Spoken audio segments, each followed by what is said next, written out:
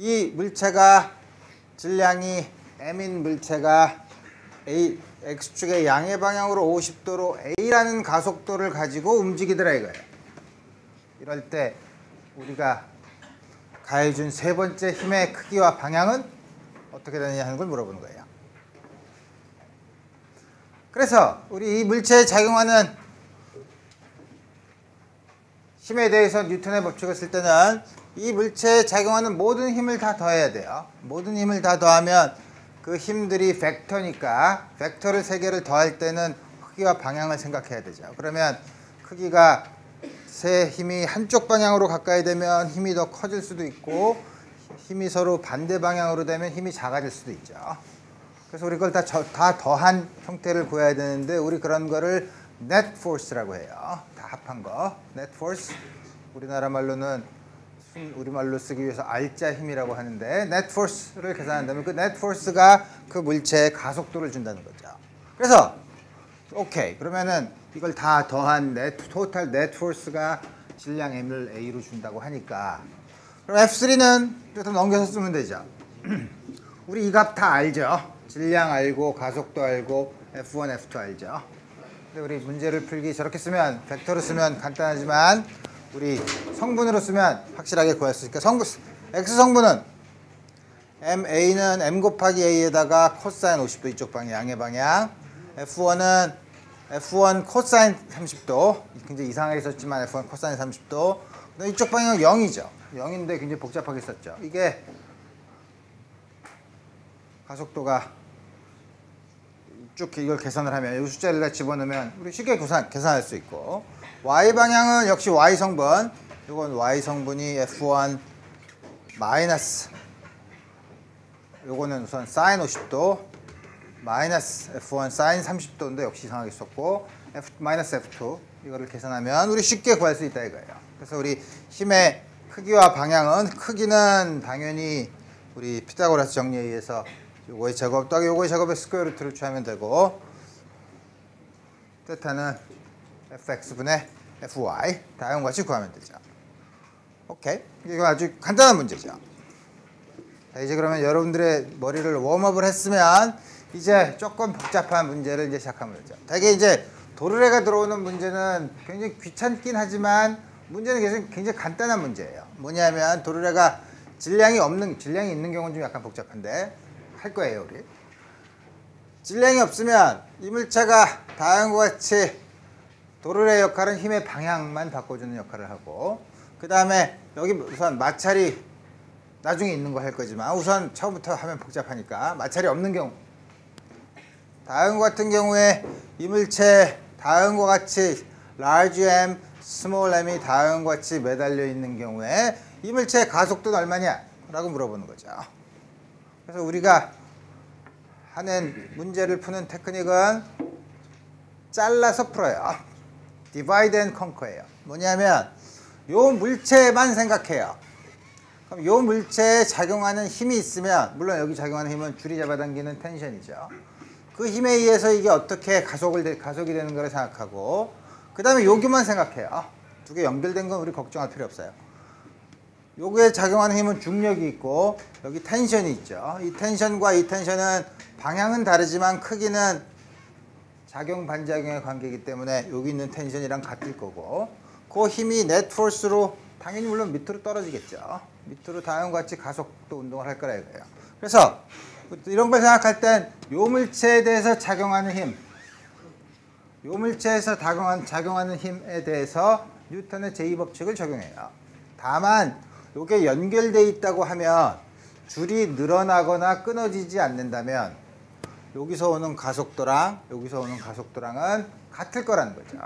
우리 그 아이디어만 쓰면 우리 쉽게 볼 수 있죠. 그래서 우리 요거에 대해서만 우리 생각해 보면 물론 이 여기 작용하는 힘은 물체에 작용하는 중력 꽉 누르는데 이게 두부처럼 물렁물렁하지 않고 딱딱하니까 당연히 밑에서 주는 normal force 물론 그 두 개는 같을 거예요. 같지 않으면 이쪽 방향으로 가속 운동을 하는데 그렇지 않죠. 그래서 우리 이 두 수직 방향의 힘은 서로 상쇄가 될 것이라는 걸 우리가 감을 잡아서 알 수 있고 그럼 잡아당기는 힘은 텐션이니까 텐션으로 m자리가 a라는 가속도 여기는 이 A라는 가속도는 틀림없이 이게 밑으로 떨어지는 가속도랑 같아요. 우리 방향을 잘 생각해야 되죠. 밑으로 떨어지는 거니까 뭐냐면 여기서도 밑으로 떨어지는 걸 플러스로 잡으면 밑으로 떨어지는 중력은 mg 올라가는 거니까 마이너스 t m짜리가 A로 가는 거죠. 그래서 우리 보면 이 식에서 뭐냐면 미지수가 텐션 T, 가속도 A 두 개인데 식이 두 개죠. 연립방정식에 식이 두 개고 미지수가 두 개인데 식이 두 개면 다 풀 수 있죠. 그래서 우리 가속도는 어떻게 구하나? 식을 두 개를 더하면 T를 없앨 수 있죠. 그러니까 mg는 m 플러스 ma. 그래서 A는 mg 다음과 같죠. T는 여기다가 라지 m만 곱하면 되죠. 다 구했네 라고 생각하지, 그렇게 하고 끝내지 말고 이제 우리 한번 문제를 자꾸 씹어봐야 돼요. 텐션을 보면 다음과 같이 주어져 있으니까 뭐냐면 위에는 두 개의 곱이고 밑에는 썸이니까 이거는 스몰 m과 라지 m을 바꿔도 상관이 없죠. 그죠? 이거는 이걸 스몰 m, 이걸 라지 m으로 놔도 텐션은 같다는 거예요. 그죠? 그러면 또 하나는 A는 틀림없이 요게 1보다 작은 숫자죠. 그러니까 원래 프리폴을 하는 것보다는 가속도가 작아질 텐데 이 경우도 여러 가지 경우를 생각해 볼 수 있어요. 어떤 경우를 생각해 볼 수 있냐면 스몰 m이 라지 m보다 무지 큰 경우, 이게 굉장히 큰 경우, 이거보다 질량이 큰 경우 뭐죠? 커다란 쇳덩이에 팔이 묶어 놓고 있으면 별로 묶여 있는 것 같지 않죠? 그러면 라지 m이 스몰 m이 무지 크면 분모에서 스몰 라지 m을 무시할 수 있으면 이건 무시하고, 그러면 이게 거의 1이죠. 그러니까 거의 프리폴을 하는 경우랑 마찬가지죠. 우리의 인투이션과 잘 맞죠. 인투이션을 연습하는 방법이에요. 여러분들이 물론 시험 문제에서 답을 낼 때는 빨리 답을 내고 대략 디멘셔널 어널리시스를 해서 차원이 맞는가를 확인해 보면 되지만, 피직스를 해서 인투이션을 늘릴 때 이런 여러 가지 극한을 자꾸 생각해 보는 거예요. 그 다음에 반대로 스몰 m이 굉장히 작으면 이게 거의 안 움직이겠죠. 스몰 m이 굉장히 작으면 분모는 large m이고 이거는 스몰 m 나누기 large m이니까 굉장히 작은, 아주 거의 스몰 m이 0으로 가는 극한으로 가면 가속도가 없죠. 다음과 같은 문제가 있는데 아주 간단한 문제예요. 물론 그림이 자꾸 복잡해지기 시작하는데 다음과 같이 비탈에, 마찰이 없는 비탈에, 물론 비탈이 수평면과 각도 세타를 이루고 있는 경우, 여기 이렇게 줄로 매달려서 가만히 정지해 있으면 이 물체에 작용하는 힘은, 물론 힘을 분석하는 방법은 그리면 되죠. 여기에 작용하는 힘이 뭐가 있나? 중력이 있죠. 그 다음에 노멀 포스가 있죠. 항상 바닥은 수직으로, 옆으로 누르는 거는 옆으로는 누르지 않으니까 수직. 그 다음에 이게 줄이 잡아당기는 텐션. 만약에 가만히 있으면, 가만히 있는다는 거는 가속 운동을 안 하는 거죠. 가속 운동을 안 한다는 거는 이 힘을 합하면 0이라는 거예요. 그럼 좌표축을 어떻게 잡나? 아무렇게 잡아도 돼요. 근데 예를 들어서 우리가 x, y축 이렇게 잡으면 요거는 y축 하나로 있지만 요거는 이거의 x성분, y성분, 이거의 x성분, y성분 따지려면 귀찮죠. 그럴 땐 좌표축을 이렇게 잡아요. 이걸 x축, 이걸 y축. 그럼 x성분, y성분 따져야 될 건 요거 하나밖에 없죠. 그래서 간단하게 좌표축을 잡는 게 제일 좋아요. 제일 쉬운 좌표축, 계산하기 쉬운 좌표축. 이렇게 잡으면 x성분은 t, fx는 이쪽으로 가는 게 플러스로 가면 fx는 t 마이너스 mg sin θ. 이게 0이고 fy는 fn 마이너스 mg 코사인 θ. 이게 0이죠. 물론 줄을 딱 끊으면 아까 t가 빠졌네 밑에서. t는 없죠. 여기서 줄을 딱 끊으면 어떻게 되죠? 줄을 끊으면 이쪽 방향으로는 운동을 하지 않으니까 여긴 텐션이 나타나지 않으니까 계속 노멀 포스는 mg 코사인 θ고, 여기서는 이게 0이 아니라 t-mg sin θ인데 이 양이 t가 없어지면서 마이너스 mg sin θ가 t가 0인 경우 ma가 돼서 a는 마이너스 g 사인 테타. 물론 부호가 마이너스라는 건 뭐냐면 우리가 이쪽을 플러스로 잡았기 때문에 그 방향과 반대 방향이라는 거죠. 내려오는 방향으로 g 사인 테타의 방향을 가진다는 거예요. 이것도 쉽죠. 이제 점점 재밌는 걸로 이제 갑시다. 다음과 같이 마찰이 없는데 역시 프릭션이 없는 경우 M1, M2, M3의 물체를 줄로 연결한 다음에 이쪽으로 잡아당겨요. 잡아당기는 힘을 F라고 합시다.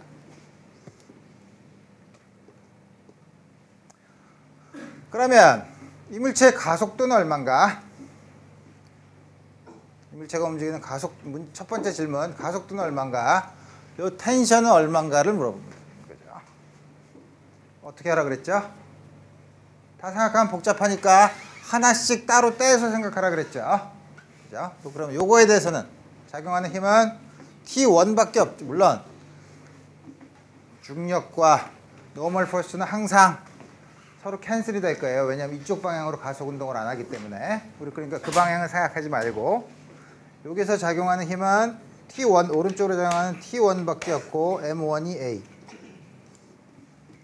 물론 줄이 늘어나거나 그렇지 않으면은 이게 같은 가속도로 움직일 거예요.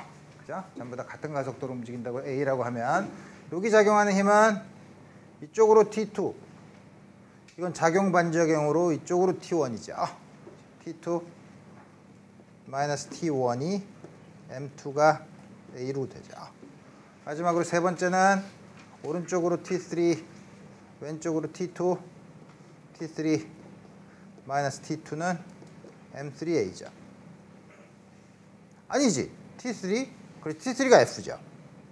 T3가 F, 잡아당기는 거는 F니까. 우리 요 F라고 새로 도입할 필요가 없죠. 바로 T3라고 쓴 거니까. 우리 다음과 같이 되면 T1, T2, T3를 어떻게 구하나? 식을 딱 보니까 세 식을 쭉 더하면 T1, T2가 상쇄가 되고 T3만 구할 수 있죠. T1도 구했네. T3는 세 개 쭉 더하면 되니까 T3는 M1, M2, M3, A. T2는 M1 플러스 M2, A. 다음과 같이 구할 수 있어요. 그러면 여기에 작용하는 힘은 T2 마이너스 T1이죠. T2 마이너스 T1이 얼마인가? 아니, 우리 A를 구해야 되잖아. 그죠? A는 우리 요 T3를 처음에 주어진 거니까 전체 M1 플러스 M2 플러스 M3분의 T3로 구할 수 있죠. T3를 F라고 놨으니까. 그래서 여기 작용하는 힘은 T2 마이너스 T1, 여기 작용하는 힘은 T3 마이너스 T2죠. 일정한 가속도 A로 움직이는 경우 어디에 제일 힘이 많이 가해지냐 하면 M1A, M1 플러스 M2A, M1 플러스 M2 플러스 M3A죠. 잡아당기는 힘을 점점 세게 하면 여기 걸리는 텐션이 점점 커지죠. 근데 줄이 항상 굉장히 센 게 아니라 어느 순간 더 잡아당기면 끊어지니까 이렇게 계속 잡아당기면서 점점 세게 잡아당기면 어느 게 제일 먼저 끊어지죠? 이게 제일 먼저 끊어져요. 똑같은 줄이면. 그죠? 이렇게 얘기하면 재미가 없죠? 이렇게 매달려 있다고 쳐봅시다. 여러분들이 화장실에 가서 한 손에 책을 들고 일이 끝난 다음에 화장지를 뜯을 때 화장지가 이렇게 점선으로 돼 있고 이렇게 돼 있을 때 맨 밑에 한 장만 뜯고 싶을 때 여러 장 뜯고 싶을 때 어떻게 하냐 이거예요.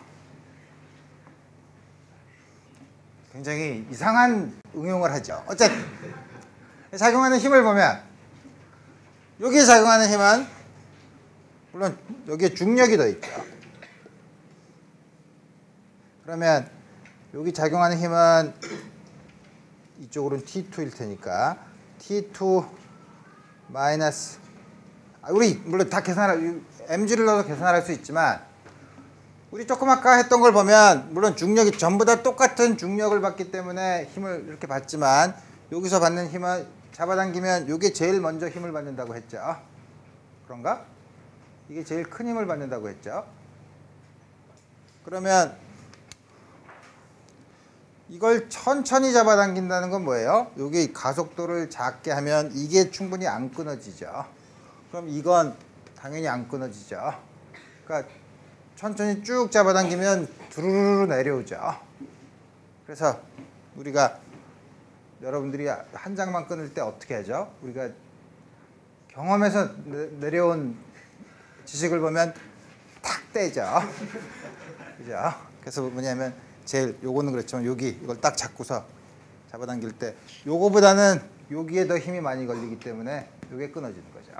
화장지를 짧은 쪽을 뗄 때 왜 탁 잡아채야 맨 밑에 게 한 장만 떨어지는가를 이해할 수 있죠. 희한한 짓을 다 하지만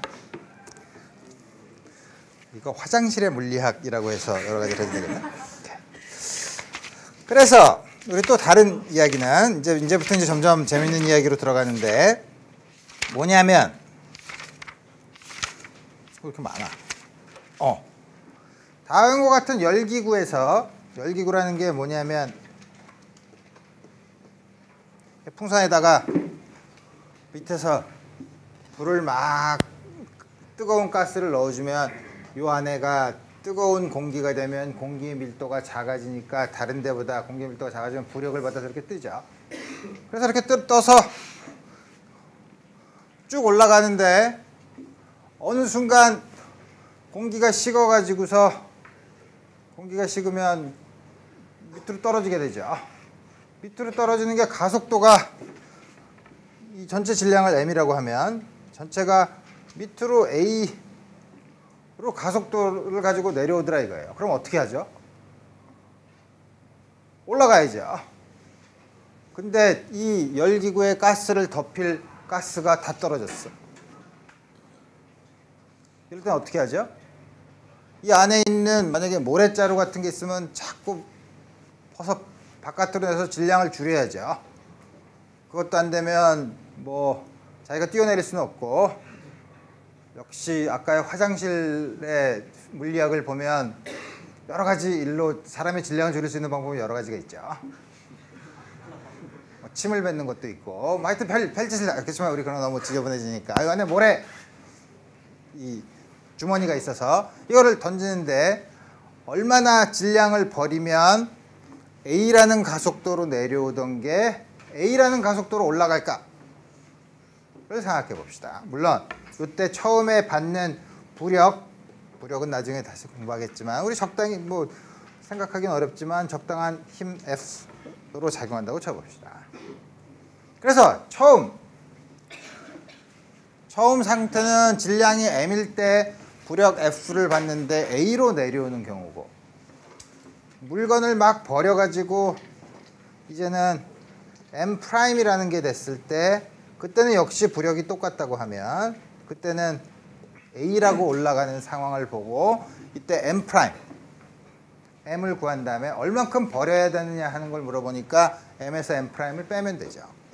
자, 우리 그걸 봅시다. 첫 번째에서는 여기 작용하는 힘이 질량이 mg가 있을 테니까 mg가 더 크니까 밑으로 내려오겠죠. 그 밑으로 내려오는 mg 마이너스 f가 m이 a가 되는 거죠. 이거는 m' 이제 작아질 테니까 여기서는 f는 똑같은데 f 마이너스 m'g를 했는데 m'짜리가 a로 올라간다는 거죠. 우리 부력은 몰라요. 그래서 우리 f로 놔뒀어요. 그러니까 답에 부력이 있으면 안 되죠.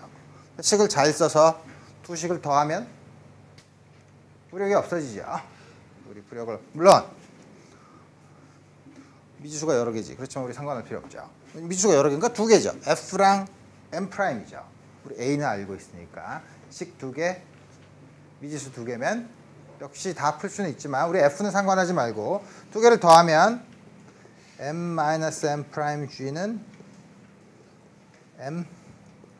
M'A네.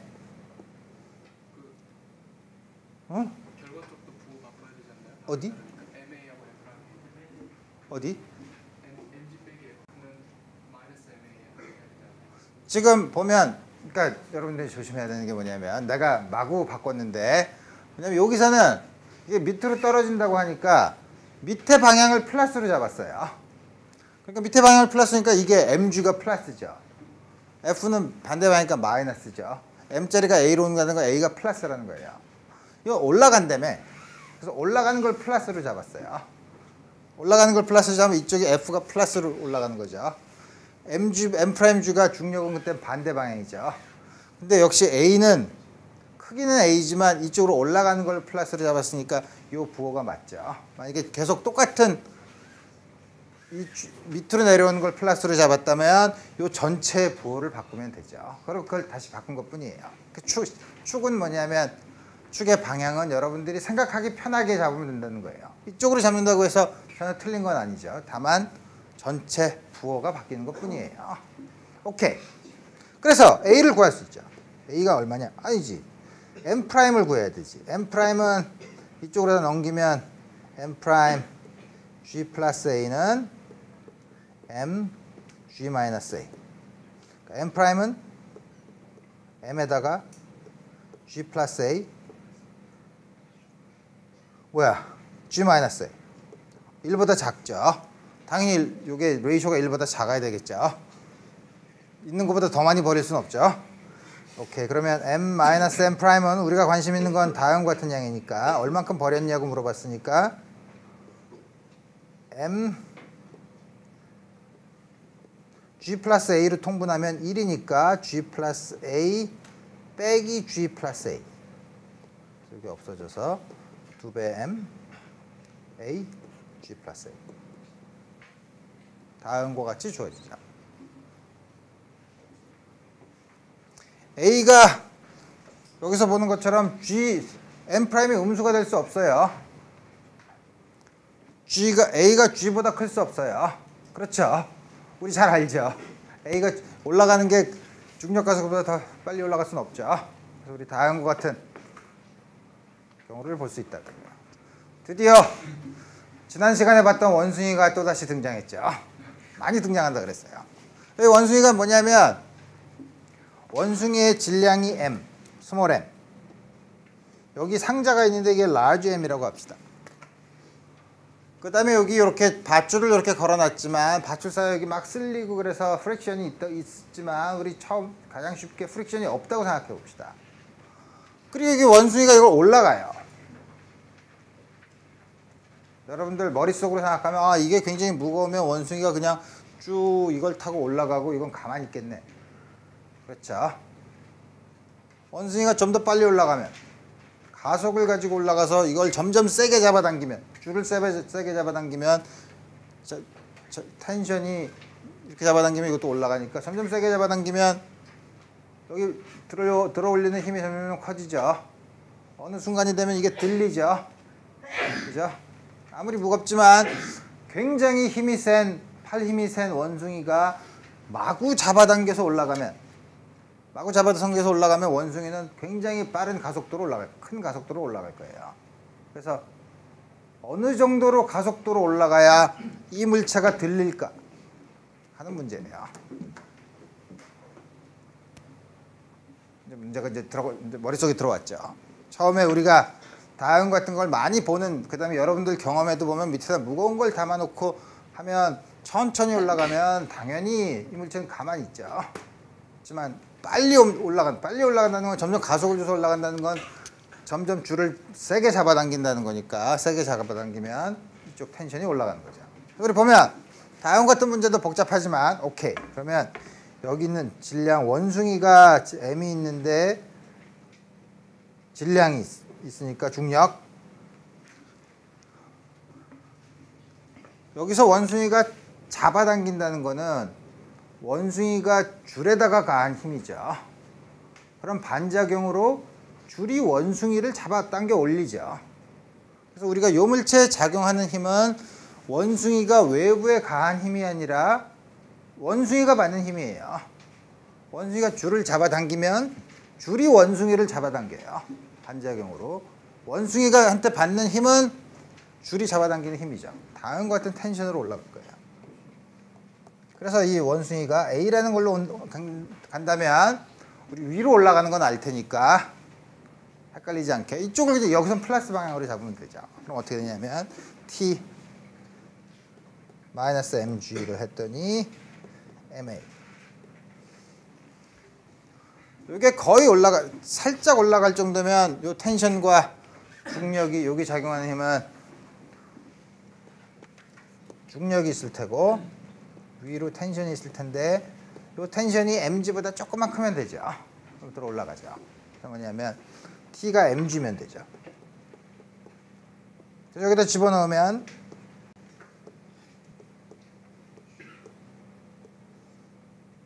올라가는 가속도는 그러면 다음과 같이 하면 된다는 거죠. 그럼 텐션도 구할 수 있죠. 텐션을 벌써 이렇게 구했죠. 이 텐션을 얻기 위해서 원숭이는 다음과 같은 가속도를 가지고 올라가야 된다는 거예요. 쉽게 볼 수 있었고. 그래서 이제 앞으로 여러분들이 분리 도르래 문제를 앞으로 많이 볼 거예요. 다음과 같이 M1, M2가 있는 경우 이 물체가 움직이는 가속도는 얼마냐? 물론 M1, M2가 질량이 다르면 이쪽이 질량이 크면 이쪽으로 내려올 테고 이게 질량이 크면 이쪽으로 내려오겠죠. 질량이 같으면?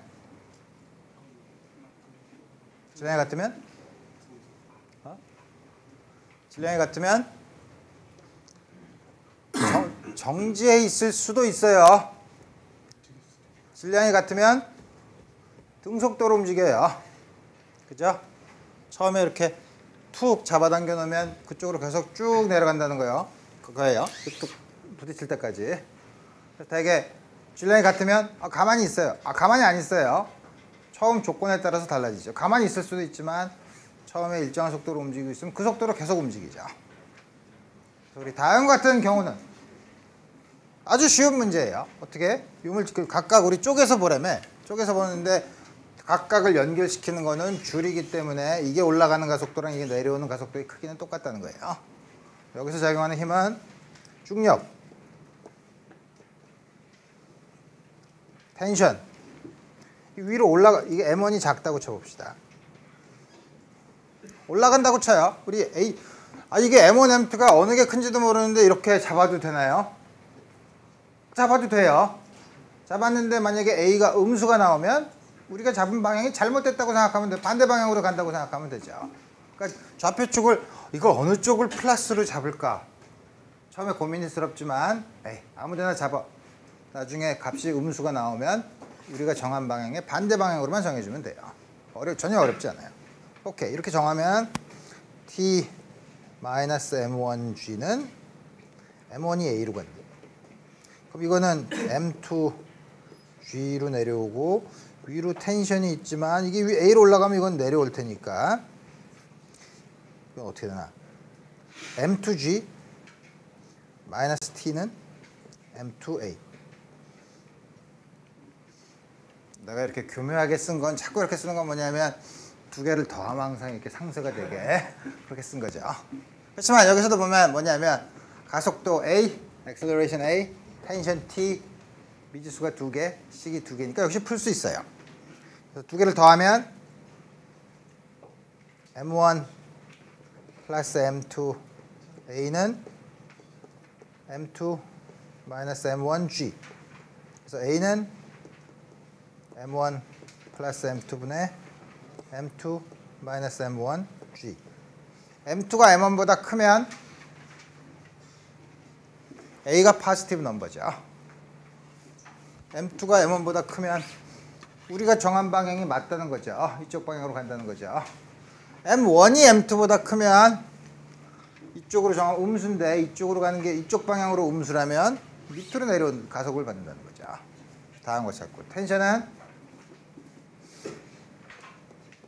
아무거나 쓰면 되니까 위에서 M1G 플러스 A니까 M1G를 끄집어내면 1 플러스 M2 마이너스 M1 M1 플러스 M2 머릿속에서 이제 통분을 해야 되죠.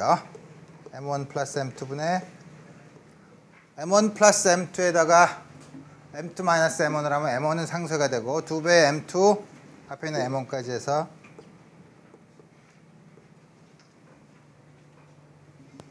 나온 답은 M1과 M2를 바꾸는 거에 대해서 텐션은 상관이 없다는 거죠. M1과 M2를 바꿔도 상관이 없대. 이렇게 얘기하면 그렇지, 바꿔도 상관이 없는데 과연 그럴까? 식을 보니까 그렇네 라고 생각하지 말고 이거를 뒤에서 보면 M1과 M2가 바뀐 거죠. 그죠? 앞에서 보면 M1이 왼쪽에 있으면 뒤에서 보면 M1이 오른쪽에 있죠. 앞에서 보냐 뒤에서 보냐 텐션은 똑같다는 거예요. 그죠? 오케이. 이제 아까 본 비탈과 풀리와 다음과 같은 게 있는 경우 역시 우선 마찰이 없는 경우로 생각해 봅시다. 이 경우 어떻게 하라고? 잘라서 얘기하라 그랬죠. 잘라서 여기 작용하는 힘만을 생각하고 힘의 net force로 이 물체가 가속 운동을 하는데 면의 수직인 방향으로는 틀림없이 가속 운동을 안 할 거예요. 이쪽 방향의 힘은 합해서 0이 돼야 된다는 걸 알고 이쪽 방향으로 면의 평행한 비탈의 평행한 방향으로 내려올 테고 이것도 여기에 받는 힘만 생각해서 이쪽으로 올라올 텐데 도르래로 연결되어 있으면 요 각각의 뉴턴의 법칙을 적용한 다음에 일로 내려오는 가속도랑 일로 올라오는 가속도는 똑같아야 된다는 거예요. 줄이 늘어나지 않으면. 그래서 우리 이것만 먼저 계산을 해볼게요. 이게 더 쉽나? 이거 쉬우니까 쉬운 것부터 해봅시다. 작용하는 힘은 T, 텐션 M2G. 그래서 위로 어떻게 이게 위로 올라가는지 알죠? 이게 더 굉장히 클 수도 있잖아요. 조금 아까 얘기했죠. 일단 정해놓고 보는 거죠. 그다음에 음수가 되면 우리가 정한 방향의 반대 방향으로 간다고 생각하면 돼요. T 마이너스 M2G가 M2A. 여긴 조금 복잡하죠. 그렇지만 우리 할 수 있어요. 뭐냐면 작용하는 힘, 중력, normal force, 텐션. 물론 이 텐션은 여기는 이 텐션이랑 작용 반작용의 관계가 있기 때문에 크기는 같죠. 다음과 같이 돼서 이 물체가 이렇게 이게 이렇게 올라가서 이게 이쪽 A로 가는 거죠. 먼저 이 비탈의 수직인 방향은 요게 테타면 요게 테타인 건 아나? 그렇듯해 보이죠? 그렇지만 그렇죠. 아닌가? 맞죠? 오케이. 그러면 수직인 방향은 n은 모르지만 우리가 어떻게 할 수 있냐면 m1g 코사인 테타. 이거는 n을 구하는 식이고 텐션이랑 가속도를 구하는 건 아무것도 들어가 있지 않죠. 이쪽으로 가는 힘이 m1g 이쪽으로 그래서 a로 가는 거니까 사인 테타 마이너스 t가 m1a죠. 첫 번째 식과 세 번째 식을 더하면 역시 우선 t를 없앨 수 있죠. 그래서 m1 sin 테타 플러스 m2는 m1 플러스 m2a. 뭐가 하나 빠졌죠? g. 그래서 a는 m1 플러스 m2 이상하네? 마이너스 m2죠. m1 sin 테타 마이너스 m2. t는 여기 밑에 있는 식은 sin 테타 이런 게 복잡하니까 위에 있는 걸 씁시다. m2 g 플러스 a죠. g를 묶어내면 1 플러스 a죠. 1은 통분을 하면 m1 플러스 m2 분의 m1 플러스 m2인데 마이너스 m2로 빠지고 m1 1 플러스 사인 테타인가? 다음과 같이 주어지죠. 역시 텐션은 m1과 m2를 바꾸는 거에 상관없고 그 다음에 a는 다음과 같이 구할 수 있는데 요 밑에 있는 건 항상 양수니까 위에 있는 사인에 의해서 우리가 정한 방향이 포지티브인지 네거티브인지를 결정할 수 있죠. m1 사인 테타가 m2보다 크면 이쪽 방향으로 내려오는 거고 m2가 더 크면 a가 음수가 되니까 지금 정한 거랑 반대 방향으로 크기가 같고 방향이 반대인 방향으로 내려온다는 거죠. 다음과 같이 정할 수 있어요. 그래서 여러분들이 답을 쓸 때는 내가 이쪽으로 올라가는 거를 양의 방향, 포지티브한 방향으로 잡았을 때 A는 다음과 같이 주어진다고 얘기해야 돼요. 그냥 A를 쓰지 말고, 그죠? 그게 정확한 표현이죠.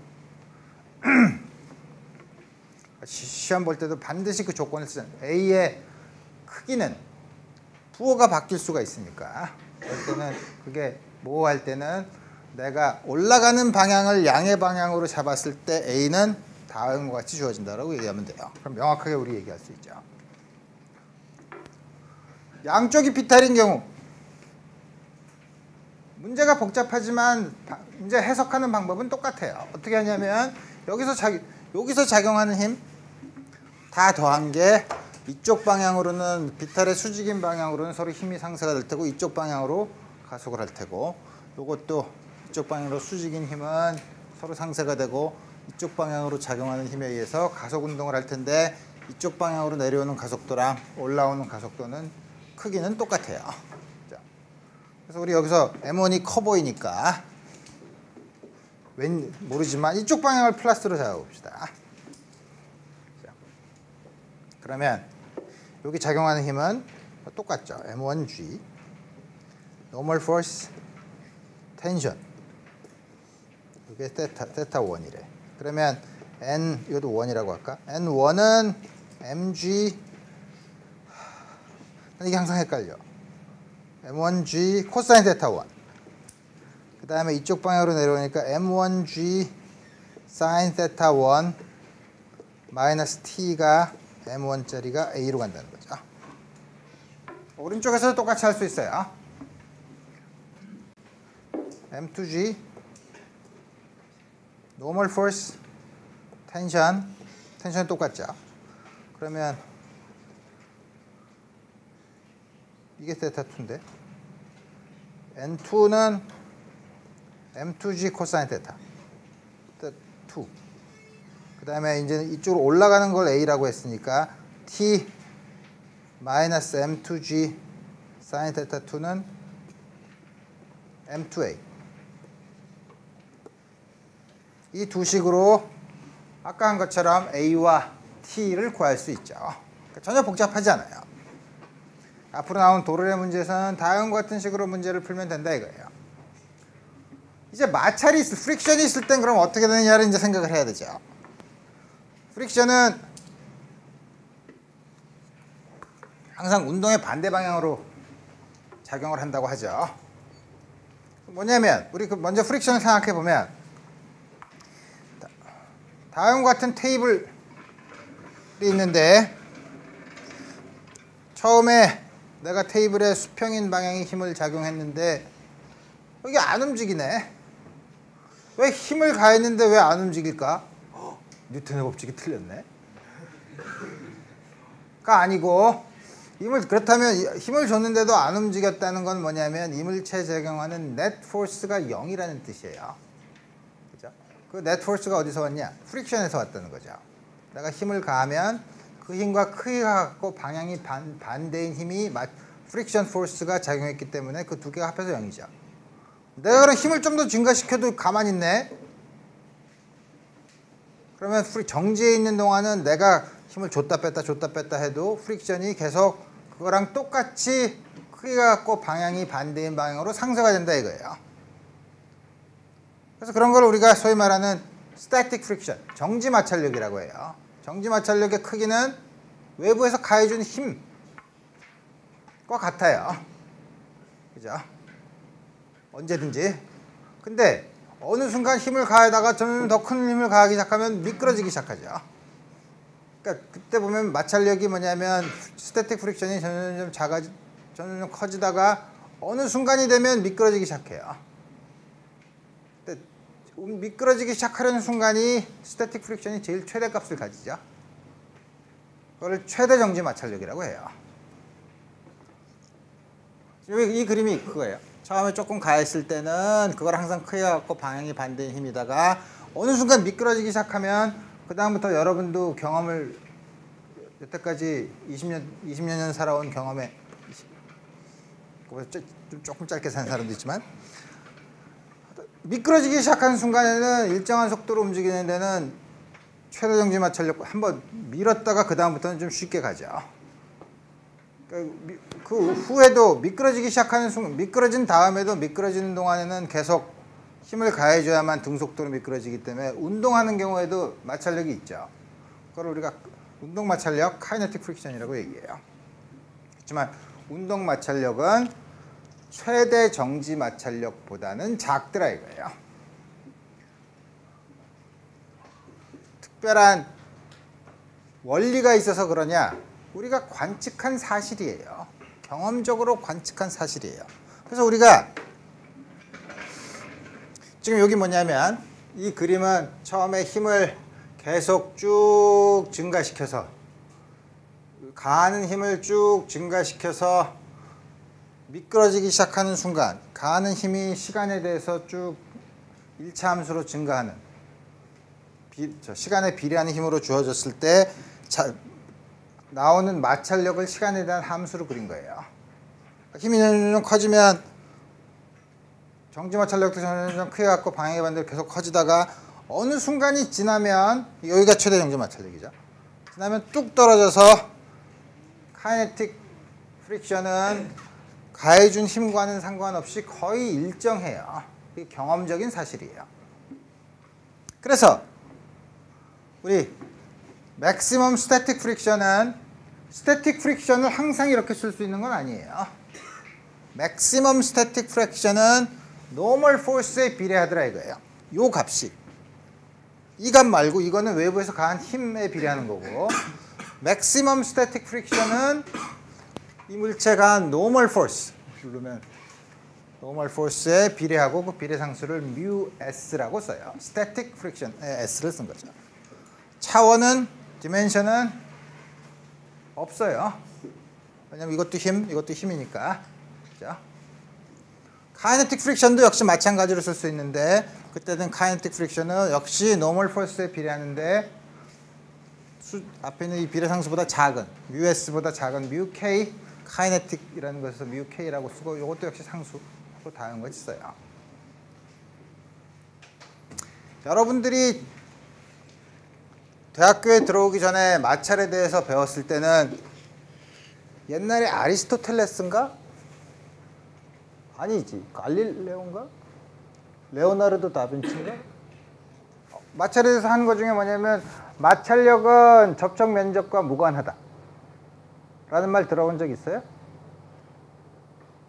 그러니까 직육면체가 있는데 면이 작은 면의 면적이 작은 곳을 바닥에 둔 거랑 큰 곳을 둔 면적을 둔 거랑 미는 거는 마찰력이 면적이 상관없다고 그런 거 들은 적이 있나? 들은 적이 없나 보네. 다행이에요. 면적이 상관이 있어요. 면적이 상관없다고 들은 사람은 이게 무슨 일이지? 그래서 보면 자동차 바퀴를 보면 특히 F1 같은 레이싱카 비가 안 올 때 레이싱카를 보면 전부 다 바퀴에 홈이 하나도 없어요. 맨 타이어예요. 왜? 바닥과 접촉면이 많으면 많을수록 마찰이 커요.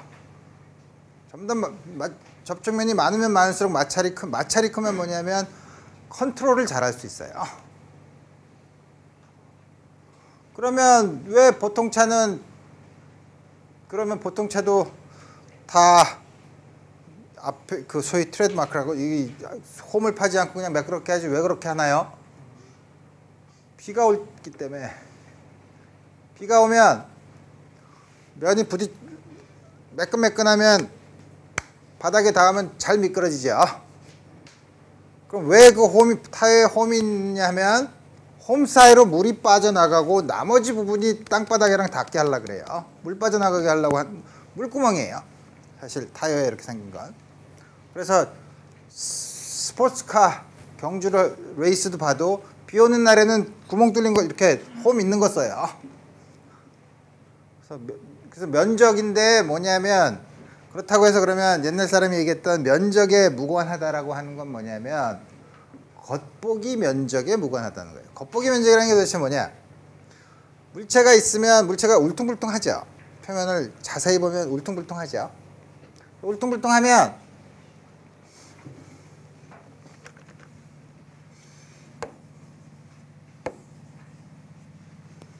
닿는 부분이 별로 많지 않아요. 그죠?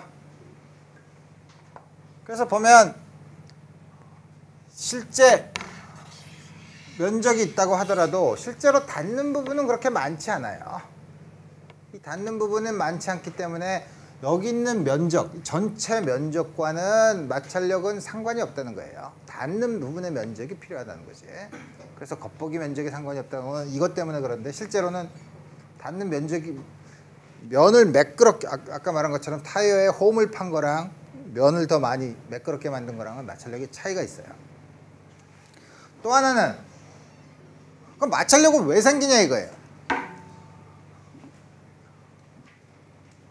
우리가 강에서 많이 나타나는 힘이 마찰력이라고 했는데 그렇지만 기본적인 상호작용을 보면 자연계의 기본 상호작용은 중력이랑 전기적 자기적인 힘밖에 없다는데 원자핵 바깥에서는 그럼 마찰력이 중력은 아닐 테고 전기적인 힘이라고 하는데 왜 그런가 보면 이제 원자 수준에서 생각해 볼 수 있죠. 원자 수준에서 생각해도 전기적인 힘이라고 해도 원자들은 전부 다 전기적으로 중성이죠. 전기적으로 중성이면 서로 잡아당기지 않죠. 근데 무슨 전기적인 힘이야? 헷갈리죠? 근데 원자는 잘 보면 그 안에 원자핵과 전자가 있어요. 다시 말하면 플러스 전하인 부분과 마이너스 전하인 부분이 한 곳에 있어서 0이 아니라 두 개가 약간 떨어져 있어요. 그죠? 그러면 원자가 있고 다른 원자가 있으면 전기적으로 중성이면 서로 힘을 작용하지 않냐? 그렇죠. 전체적으로 중성이면. 그렇지만 여기 있는 원자핵과 이쪽의 전자 서로 잡아당기죠. 여기 있는 원자핵과 여기 있는 원자핵 서로 밀죠. 여기 있는 전자와 전자끼리 서로 밀죠. 이쪽 전자는 이쪽 핵에 잡아당기죠. 굉장히 복잡하죠. 다 더하면 포인트 차지가 있는 것처럼 쿨럼의 힘처럼 R제곱분의 1은 아니지만 그것보다 훨씬 작지만 약간 잡아당기는 힘이 생겨요. 하고 놀랄 수 있지만 여러분들이 다 들어본 힘이에요. 화학 시간에 반데르왈츠 포스라는 게 바로 그래서 생겨요. 반데르왈츠 포텐셜은 R의 6승분의 1에 비례하니까 대개 한 R의 7승분의 1로 R이 떨어지면 굉장히 R의 제곱분의 1보다 훨씬 더 약하게 떨어지는 힘이에요. 그러니까 반데르왈츠 포스가 있어요. 그러니까 이렇게 물체가 부딪혔다가 미끄러지려 그러면 밑에 있는 분자들이 위에 있는 분자들을 반데르왈츠 포스로 잡아당겨요. 그래서 마찰력이 생겨요. 굉장히 행복한 대답이죠. 근데 최근이라는 게 한 1980년대부터 시작해서 계속 이 마찰에 관한 연구를 하는 걸 우리가 트리볼로지라고 하는데 우리가 지금까지 행복하게 설명했던 다음과 같은 반데르왈츠 포스가 마찰력으로 작용하느냐 하고 봤더니 반데르왈츠 포스가 마찰력에 작용하는 부분은 전체 마찰력의 한 20% 정도밖에 안 되더라 이거예요. 나머지는 어디서 오는데? 그래서 최근에 나노사이언스 하는데 트리볼로지에서도 나노 스케일에서의 기술이 발달해서 나노 트리볼로지라는 게 요새 연구가 되고 있는데 거기서 보면 물체를 우리 매끈하게 만들면 플랫하게 만들 수 있냐? 그건 여러분들이 가진 자에 따라서 다르죠. 원자 구조에서 보면 원자가 쌓여있으면 원자가 울퉁불퉁하게 생기죠. 그죠? 그러니까 아주 원자 스케일에서 보면 아주 평평하고 매끈하게 만들어 놓은 표면도 원자 수준에서 보면 원자가 블록블록 튀어나오죠. 왜냐면 원자 배열이 다르니까.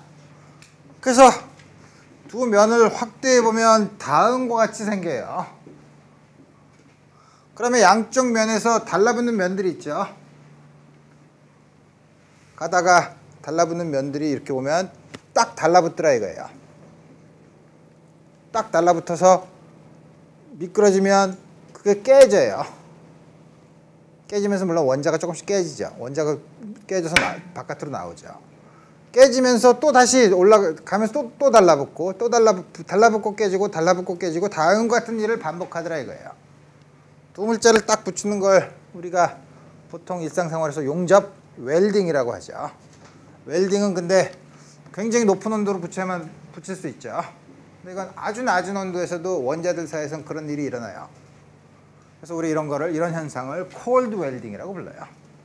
나머지 마찰력의 대부분은 다음과 같은 원자 수준에서 콜드 웰딩에 의해서 콜드 웰딩이 생겼다가 깨지고 하는 것 때문에 마찰력이 생기더라 이거예요. 이게 지금까지 요거 본 거는 자연에서 나오는 거시적인 관찰에 의해서 생기는 현상론적인 관측 사실을 가지고 기초한 거고, 왜 그렇게 나오느냐 하는 거는 우리 원자 수준에서는 콜드 웰딩에 의해서 마찰력의 근원이 나온다는 거죠. 물론 소스는 전기적인 힘이에요. 오케이.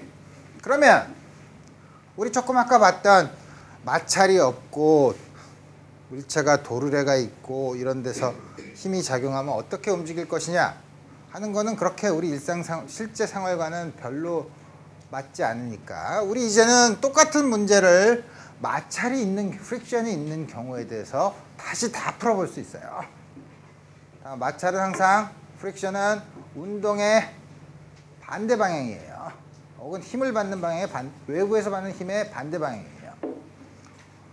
그러면 아까랑 똑같죠. M1, M2짜리 도르래에 달려있는, 물론 줄과 도르래의 질량은 무시를 하고, 다음 같은 경우 아까 마찰이 없는 경우 이 물체가 어떻게 운동할 건가 우리 풀었죠.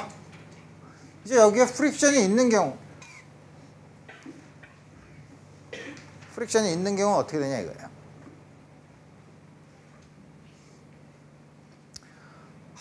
어떻게 되냐면, 그래도 역시 두 개를 나눠서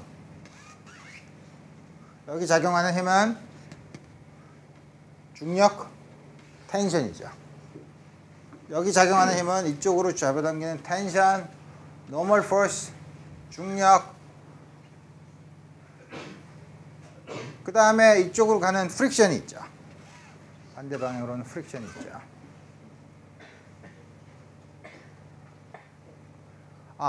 그걸 얘기하기 전에 물체가 외부에서 힘을 작용하지 않으면 등속도로 간다고 했죠. 외부에서 아까 이걸 움직이다가 딱 움직여서 그 다음에는 외부에서 가한 힘이랑 카이네틱 프릭션이랑 똑같으면 힘이 0이니까 가속도가 생기진 않지만 등속도로 움직이죠. 그러니까 처음에 그럼 정지하고 있는 게 움직여서 그 다음에 힘을 가하지 않아서 등속도로 움직였다면 어떻게 되나? 생각하기 어렵죠. 처음에 가만히 있는 거를 어떻게 등속도로 움직여? 가만히 있는 게 어떻게 하냐면 아주 짧은 시간 동안에 아주 큰 힘을 줘서 아주 짧은 시간 동안에 원하는 속도를 얻은 다음에 그 다음부터 거기에 가한 외부의 힘이 0이 되도록 만들면 원하는 속도를 만든 다음에 그 다음에 일정한 속도로 움직이게 만들 수 있어요. 그러니까 힘을 가했는데 어느 순간부터 일정한 속도로 움직였다고 하면 아주 짧은 시간 동안 가속되는데 우리 그거는 무시한다는 거예요. 좀 이따가 나중에 생각해보고. 자, 그럼 다음과 같은 조건이 있으면 이때 이물체 운동이 어떻게 되느냐? 아무 조건이 없으면 우리 생각하기 어려워요. 물론 여기 스태틱 프릭션의 상수가 µs, 최대 정지 마찰 계수, 운동 마찰 계수가 다음과 같이 주어져 있다고 하면 제일 먼저 결정을 할 게 뭐냐면 다음과 같이 주어져 있으면 이게 움직일 거냐 이거예요. 그죠? 움직여야지 가속 운동을 하든지 뭐 하든지 결정을 하지. 그죠? 움직일 조건은 뭐죠? 텐션이 최대 정지 마찰력보다 커야죠. 자, 제일 먼저 그걸 먼저 결정을 해야 돼. 이게 움직일 거냐 안 움직일 거냐? 움직일 조건을 구해야죠. 그게 뭐냐면 여기 작용하는 힘이 F1이 이게 M1G, 따라서 normal force는 M1 역시 N이 M1G, 최대 정지 마찰력은 US M1G, 그 다음에 요것과 텐션. 자, 텐션 사이의 관계죠. 텐션을 어떻게 구하나? 처음에 정지하고 있을 때의 텐션은 M2G죠. 정지하고 있으면 처음에 이거를 줄을 안 연결했다가 탁 연결하는 순간은 처음에는 M2G로 잡아당기는 요게 가만히 있을 테니까 텐션이 M2G죠. 잡아당기는 텐션이 최대 정지 마찰력보다 커야만 미끄러지죠. T가 μsm M1G보다 클 경우, 작을 경우 우리가 생각해야 된다는 거죠. T가 μsm, 그래서 우리 두 개로 나눠서 항상 생각을 해야 돼요. 문제가 좀 복잡해지죠. 첫 번째, T가 μsm1G보다 작은 경우. 말은 좋지만 우리 이 시스템에 지금 주어진 문제에서 T는 얘기도 안 했어요. 그러니까 T를 구해야 돼요. 이럴 경우에는 안 움직일 거죠. 이물체도 정지해 있을 거라 이거예요. 이물체가 정지해 있을 때는 어떻게 되죠? M2G, T가 같을 때죠. 그러니까 뭐냐면 M1G, M2G 즉 일 경우 A가 0, T는 M2G죠. 그렇지 않으면 이제 쓸 수 있죠. 이거 아니면 틀림없이 이 경우는 이제 미끄러질 거라 이거예요. 자, 두 개로 나눠서 봐야죠.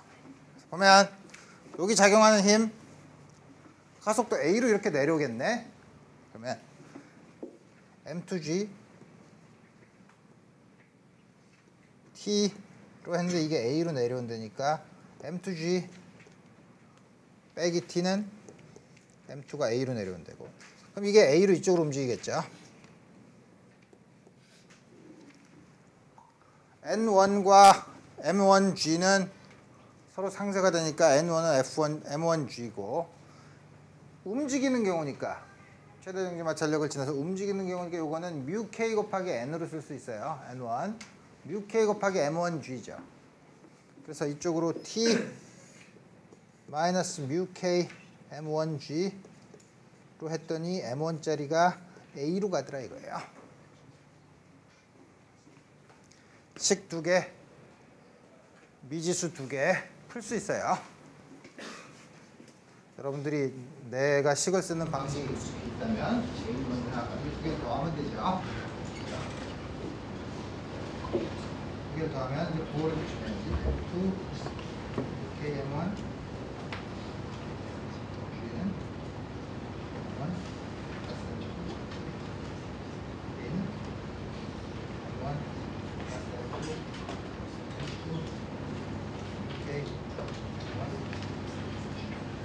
T는 물론 여러분들이 넣어서 계산할 수 있어요. 복잡한 인구라고 그래서 뭐냐면 M2가 크면 여기 항상 양수죠. 그럼 이게 더 크면 이 조건을 쓰지 않으면 그러면 M2가 더 크면 이쪽으로 내려오고 M2가 이거보다 작으면 이쪽으로 가? 그런 일 없다는 거죠.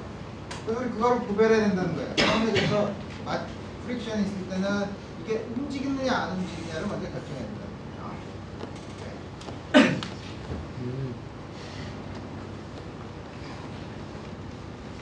다음 같은 문제. 고속도로에서 앞차가 이상한데 브레이크 꽉 밟으면 가다가 바퀴가 굴러가다가 딱 쓰면 미끄러지기 시작하죠. 쭉 미끄러지죠. 그래서 사고가 났어. 경찰이 왔어. 과속하서 끌려. 아니 그냥 급브레이크를 밟았었는데요. 빨리 안 달렸다고요? 그래서 보면 타이어가 이렇게 급브레이크를 하면 타이어가 닿으면서 밑에다가 자국을 남기죠. 이게 스킷 마크라고 해요. 스킷 마크의 길이를 재보면 처음에 얼마나 속도로 움직이는지 알 수 있어요. 그래서 되게 사고가 났을 때 바퀴가 미끄러진 스킷 마크의 길이를 먼저 재요. 그러면 처음에 이제 급브레이크가 달렸을 때 속도를 알 수 있다는 거죠. 그러면 그렇게 내놓으면 거짓말을 못하죠. 물론 여러 가지 교통경찰에게 자기가 절대로 과속하지 않았다고 여기는 여러 가지 방법이 있는데 나한테 일반 물리학을 배우면 그거를 조목조목 반박할 수 있는 여러 가지 수단 중에 하나가 그 중에 하나. 뭐냐면 그래서 처음에 V0라는 속도로 왔는데 여기 프릭션 코에피션트가 0.6이라고 하면 다음 같은 상황에서 우리가 필요한 거는 스탯 US가 UK가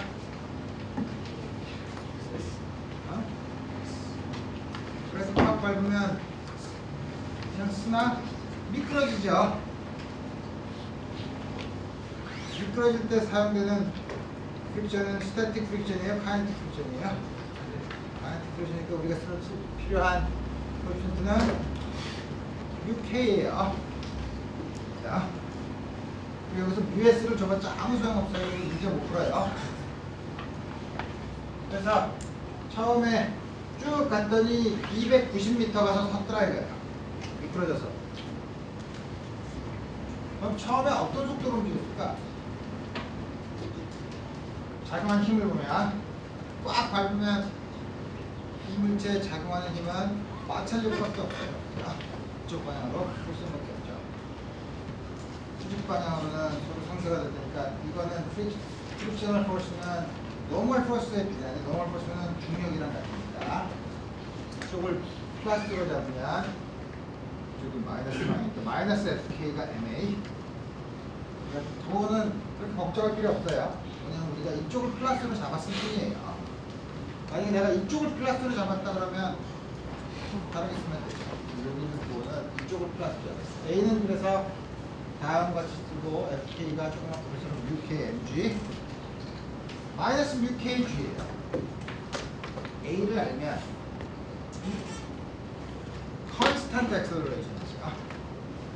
컨스탄트 액셀러레이션에서 처음 속도, 마지막 속도, 간 거리를 알면 쓸 수 있는 공식 간 거리를 구할 때 쓸 수 있는 공식 이거죠. 처음 속도가 V0 마지막 속도가 0 이게 알죠. A를 알지. 이걸 알죠. V0는 A 알고 290 알고 스퀘어는 UKGX 이렇게 집어넣어서 숫자를 여기다 집어넣지 않았지만 숫자가 여기 있다. 네. 숫자를 집어넣어 봤더니 210km 시속이 210km면 법칙분이 얼마더라? 요새는 고속도로가 110km죠. 그 룰을 모르나? 모르지. 숙제가 그런 거 나오면 되겠네. 다음과 같은 속도 위반을 하는 사람은 법칙분을 얼마나 내야 될까요?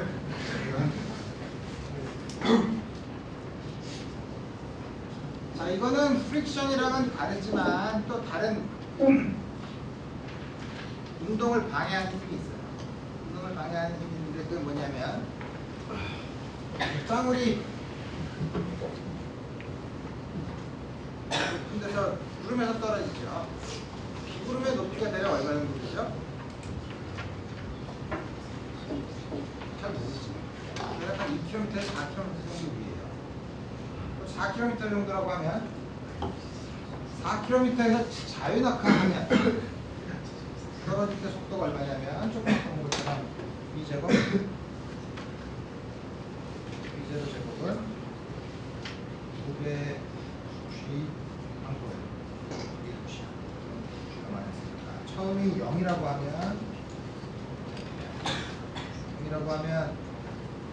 G가 대략 10, 20 곱하기 H가 아까 얼마나 4kg? 8,000? 그러면 10 곱하기 80이죠. 80은 대략 9 정도 되죠. 9 제곱 정도 되죠. 스퀘어 루트를 하면 8만. 8만이면 10에 40 곱하기 8이네. 8은 대략 3 정도 되죠. 스퀘어 루트를 하면 300m/s로 떨어져요.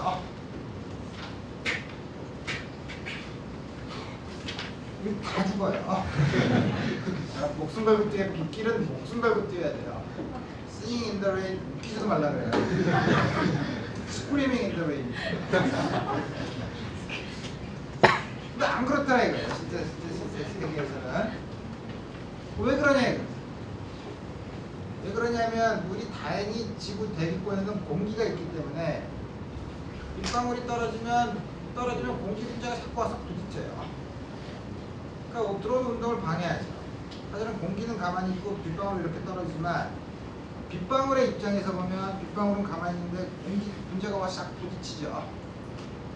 부딪혀서 이게 내려오는 프리퍼를 하고 싶은데 내려오지 못해요. 많은 공기 분자들이 이렇게 가서 부딪히기 때문에 내려오는 게 가속을 덜 받게 되고 더 빨리 내려올수록 부딪히는 공기 분자 수가 더 많아지죠. 그러니까 빨리 올수록 점점 더 감속이 돼요. 그러니까 어느 정말 빠른 속도가 되면 이 부딪히는 것 때문에 생기는 감속이 중력과 똑같아질 때가 있죠.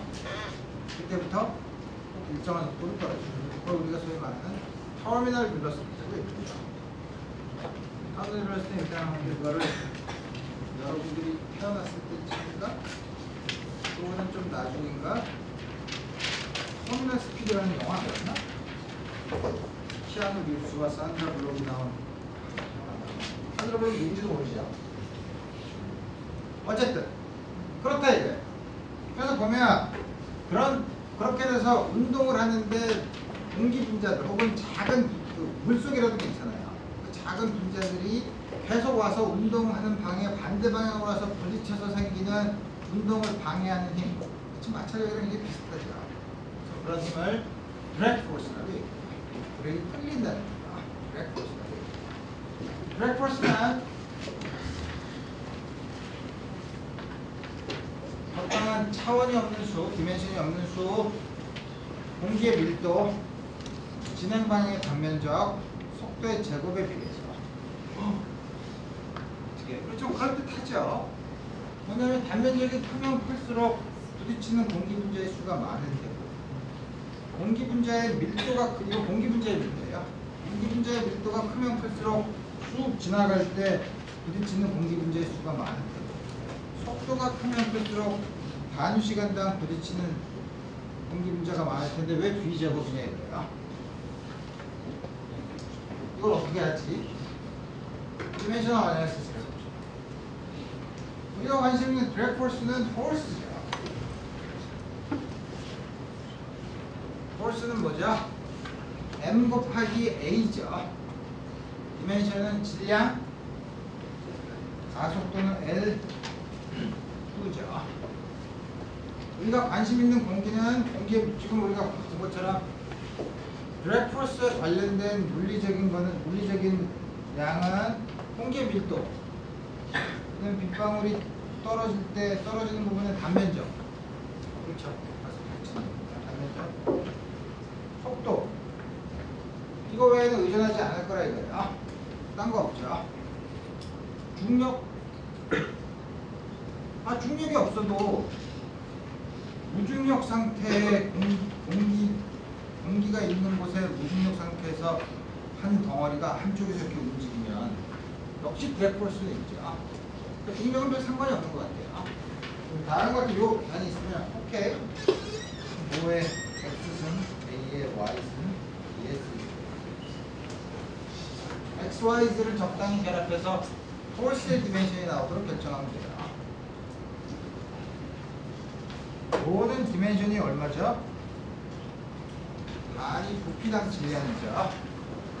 단위 부피당 질량이면 M X A는 에어리어 면적이죠. 디멘션 말해봐 1제곱. 속도는 L T의 마이너스 1승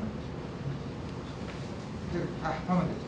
M의 X승 L의 마이너스 3X 더하기 2Y 더하기 2승 T의 어디 갔어? 마이너스 2승 이게 이게 나와야 된다는 거죠. 그래서 x는 1. 여기 x에다 1 집어넣으면 마이너스 3 더하기 2y 더하기 c는 1. c는 2. 여기다 2를 집어넣으면 마이너스 1이니까 y는 1. 그래서 로 a b 제곱의 비례예요. 왜 비제곱의 비례예요? 이렇게 디멘션을 만들었습니다. 그 앞에 있는 디멘션이 없는 컨스탄트는 몰라요. 공기냐 뭐냐 물이냐에 따라서 달라지지만 그 디멘션이 없는 상수를 다양한 것이 썼죠. 뭐 2분의 3를 썼나요? 내 맘이지. 그죠? 디멘션이 없는 상수죠. 그리고 우리 다양한 거 있어요. 드래그 포스는 어떻게 쓰든 그 형태가 앞에 있는 디멘션이 없는 상수는 좀 이상한 형태로 썼지만 드래그 포스는 다음과 같은 형태로 쓸 수 있다는 것을 디멘셔널 어널리시스로부터 알았죠. 이제 빗방울이 떨어질 때 마지막에 얻는 속도가 얼마냐? 고양이를 그렸는데 내가 옛날에 고양이를 7층에서 떨어뜨려도 안 죽는다고 했더니 그런 글을 썼더니 인터넷에 아니 이 사람이 고양이 동물 내용가 이렇게 해서 그 사람이 고양이를 죽이려고 환장을 했나? 그래서 막 육두문자를 쓰면서 욕을 하길래 가만히 있어보자. 고양이가 7층에서 떨어져도 안 죽는다고 하는 게 내가 고양이를 던지라고 얘기했나? 왜 그 얘기를 들으면 7층에서 떨어뜨릴 생각을 하지? 그래서 난 본인의 문제라고 그거 읽는 본인의 문제라고 생각하는데 하여튼 되게 이럴 때는 대답을 안 하는 게 제일 좋아요. 그래서 고양이가 물론 7층보다 낮은 데서 떨어지면 심하게 다쳐요. 그래서 고양이가 왜 높은 데서 떨어지면 잘 안 죽나? 물론 아주 높은 데서 떨어지면 잘 모르지만 지금 이 역사상 혹은 여태까지 기록된 바에 의하면 고양이가 32층에서 떨어져서 살아남은 예가 있어요. 소리 다음 시간이 다 됐으니까 우리 이 드래그 포스에 대한 얘기는 다음 시간에 오늘 여기까지.